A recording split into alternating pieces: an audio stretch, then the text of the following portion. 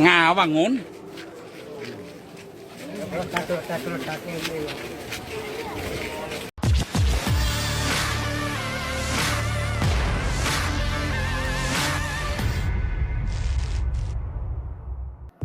Dunia maya digegerkan dengan unggahan video yang memperlihatkan keranda jenazah digotong sambil berlari.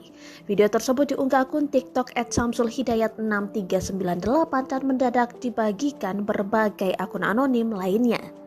Terlihat dalam video sejumlah pria mengangkat keranda yang sudah berisi jenazah sambil berlari. Ada pula warga sekitar yang turut mengantar jenazah tersebut. Ditelisik di kolom komentar ada pengakuan salah seorang warganet tentang video tersebut. Diketahui bahwa sosok jenazah dalam keranda itu Sahroni, kepala desa Kluwut, Wonorejo, Kabupaten Pasuruan. Ia meninggal dunia pada Sabtu 11 Desember 2021 lalu.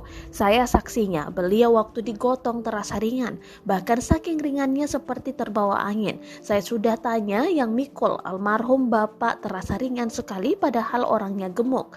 Tulis akun @chendukyu23. Ada pula yang memberikan komentar bahwa Sahroni merupakan sosok yang baik, istiqomah dan rajin sholat jamaah di masjid. Salah seorang warganet juga menuturkan bahwa dalam video tersebut terlihat keranda seperti ditarik atau didorong angin. Warganet pun merasa merinding dengan video tersebut.